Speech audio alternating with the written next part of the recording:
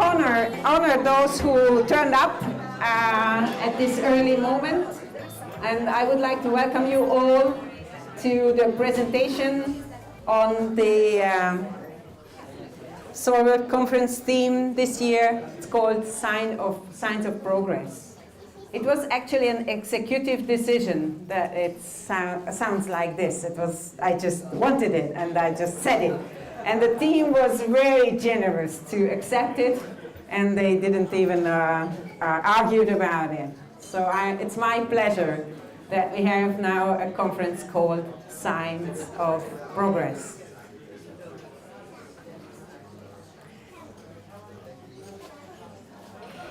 In the morning today, I found this Evan George quote on hope. And this is why I make this presentation. Because I think to work with signs of progress is highly hope-generating. I would like to guide you through some ideas and aspects of signs of progress, and I hope that after this half an hour you can leave and have ideas how you can guide your clients, how you can orient so they have more hope for the change they are working on. I would like to start with a personal story. I came across solution focus something 13 years, and I was excited. And quite soon I started also introduce solution focus to others. And it was many years later then that I recognized a little difference in what we are doing. I was a big fan of small steps. At the end of a conversation, I was really working hard with my clients so they see the little steps they are about to do next time. And then suddenly, there was a difference. So the big difference in teaching occurred unexpectedly and unnoticed. I can't tell you when it happened. But at a certain moment, I recognized myself in courses for solution-focused approach that I'm talking about. Oh, and towards the end of a conversation, it might be useful to ask people about how they will recognize that they are moving forward. And some years later, after I was teaching that, I recognized how different it is. And all Hungarians who learned with me solution focus know my dance on it. I decided to dance you yesterday. I was inspired with the others. What a difference it makes to ask someone, what do you want to do as next little step to be able to move forward? It's a totally different question than ask him, oh, so this is what you want, and all these things you are already doing. How will you, it's totally clear you will proceed. How will you notice that you came more forward? So this little dance shows to me the total big easiness about moving forward towards what I want just by moving forward towards what I want, and then it would be totally stupid not to recognize, and I'm closer to what I want. This is, to me, it's my story on signs of progress, what a difference it makes. The easiness of anyhow moving and then noticing, or deciding, and from here I have to do that.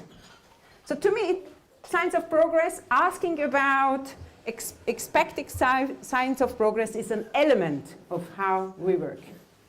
So I propose today this as an element of solution-focused work.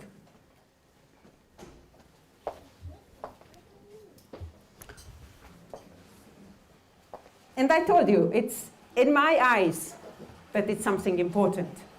On those cards we use for students, earlier there was written small steps.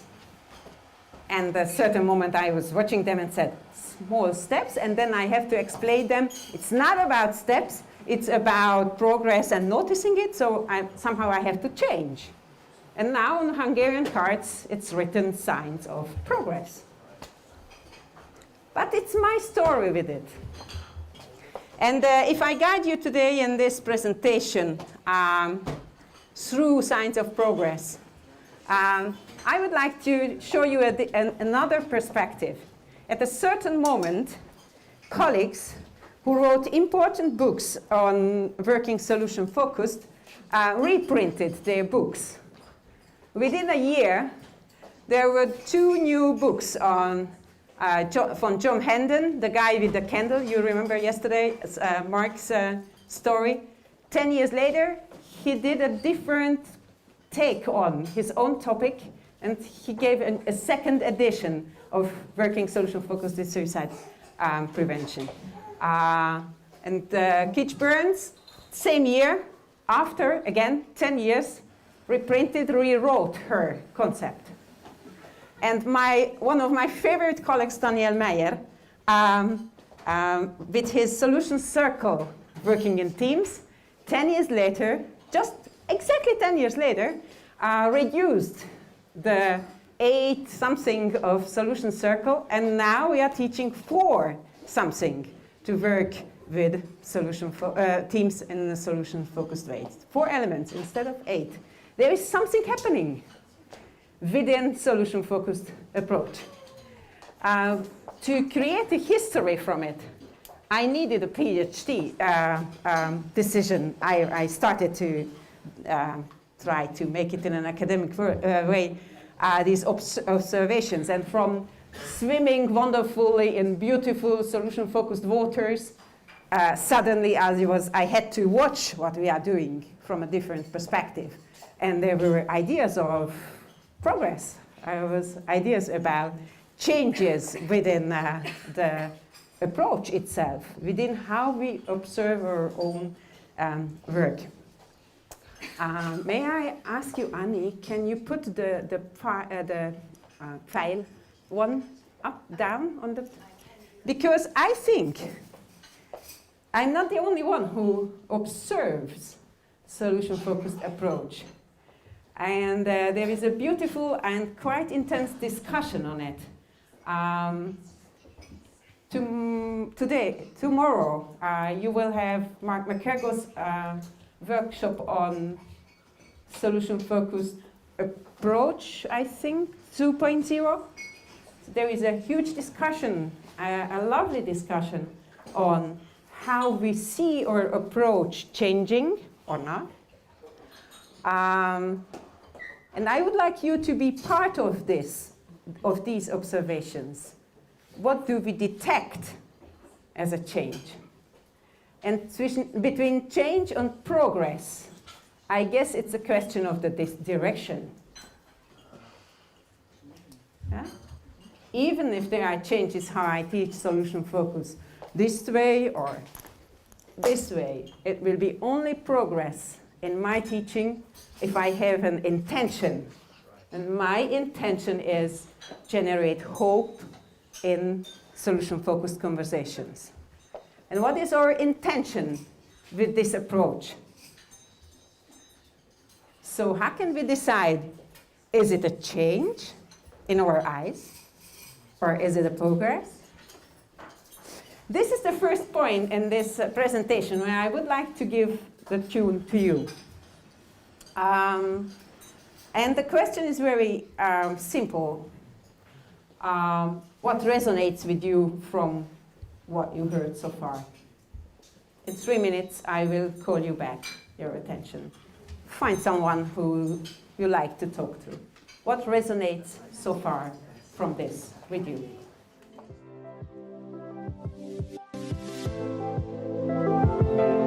Well, I hope it turns out somehow to be useful for you to spend this time on this topic. And one type of observer, if I say progress occurs in the observer's eye, one type of observation is it to write about what we are doing. Where is he? I can't tell his name correctly. So I had a chat yesterday, and someone told to me science or academic writing is also a language game. So trying to put what we are doing in this language is also creating a possibility to observe what's happening and to observe also the progress of our approach. And this is what I admire in Mark McCurgo's trial, to put solutions focus in a progress, in a change, in a progress language, in an independent language from what's happening just right now. And I think the big thing he allows us with his article or his concept on solution focused 2.0, you hear my German, is that he allows us a different observation than ours and invites us to our own observations and to our own exchange on what we observe. So please do it and observe and change and talk about the progress of your own practice. This is a very clear focus what we have in this conference and in SOLWorld, and this is solution focused work in organizations. So I would like to try to say something about signs of progress in the work with organizations. Yeah, can you somehow put it down? Thank you. He can't read my mind. Oh.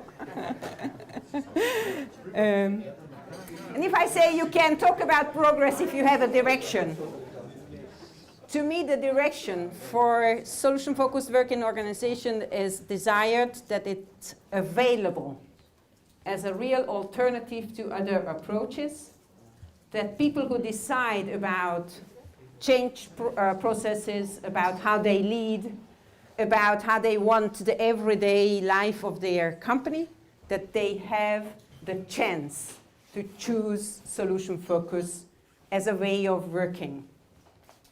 So to me, all signs that solution focus is available as a choice in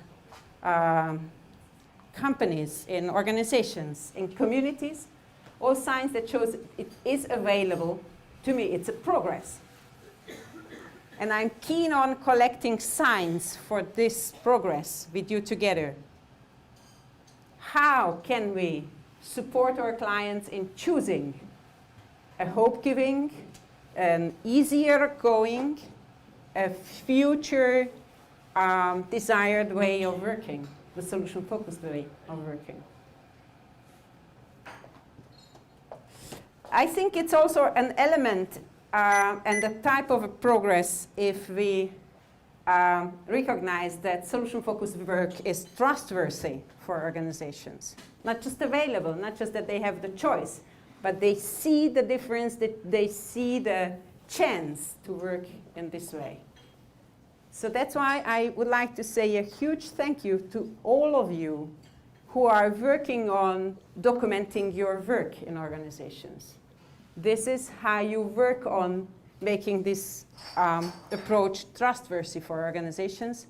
If they have the cases, if they have the examples, if they have the short and juicy presentations or messages on this work. So please do it, and please use it, what we already have. And I would like to make a link to the Solution Focused in Organization SFIO website, and also to their sponsoring our conference with video recordings of the cases we have here. so people not attending the conference can easily watch how Roxana and Petra works at Microsoft in Romania, how, I just have to watch the faces, how, I'm blank, how Jesper works with a little company to make their business more forward-moving, what happens when Fritzi takes his hat of a leader and changes it to a hat of a team coach. So all these cases and examples, to make them available is a sign of progress for me for this approach, because it generates and creates the trustworthiness of our work. Oh, by the way, there is also a book collection of cases. It's a red book, and someone took it yesterday. Please put it back on the table. And to me, it's also important to see how our work is compatible with organizations, with the life in organizations. And maybe it's a question of language. Maybe it's also a question of metaphors we use. And do we call it solution-focused work? Or do we call it business lunch, which offers people to have conversations in their life, but in a different language? Business lunch was a quotation of a collection of formats for solution-focused work in organizations without teaching them solution-focused. It's not the task, please learn solution-focused work. It's much more the invitation to have certain types of conversations, and we can trust on our approach. It's so easy and light-going that they anyhow will copy it, starting with the next coffee break already. I would like to make another little time frame for you to turn to your neighbor, and I suggest conversations between twos, because otherwise you won't have enough time. And who starts first? Tells the first story on a case, something where you recognize it's trustworthy to work that way. What would be your reference story or favorite story to tell how solution-focused work can work in an organizational setting?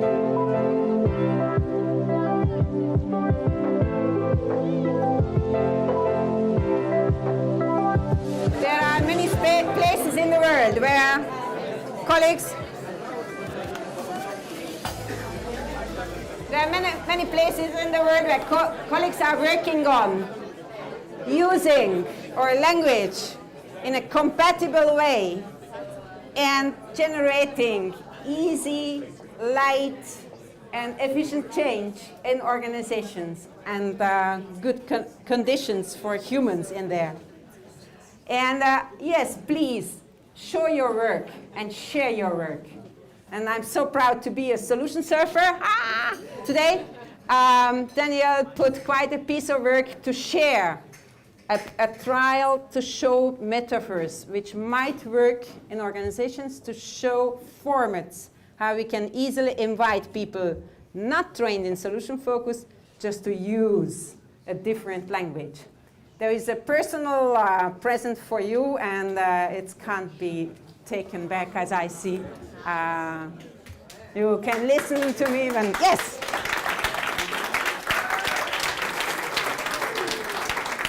Oh, thank you so much. That's amazing.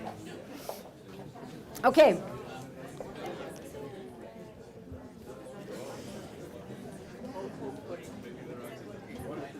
And here the last bit comes from this.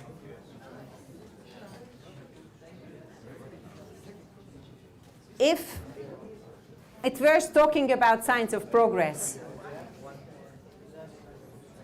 then I would like to talk about those signs which show me that solution focus makes a difference in the world. Not just in organizations, but on bigger scales. And I think of Swedish projects when governmental places cooperate with each other in a different paradigm than just arranging things. I'm talking about Jonas Wels's work and his colleagues who are taking care of this cooperation, started from a desired future and building on all signs which they notice that they are trustworthy for create forward-moving forces.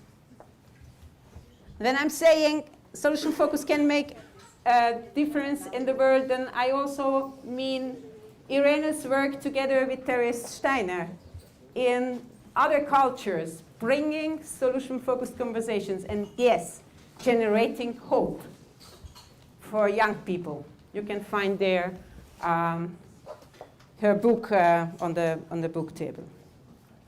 If I'm talking about making a difference in the world, then I mean also Irma's work. When there is a last village on the map of Hungary where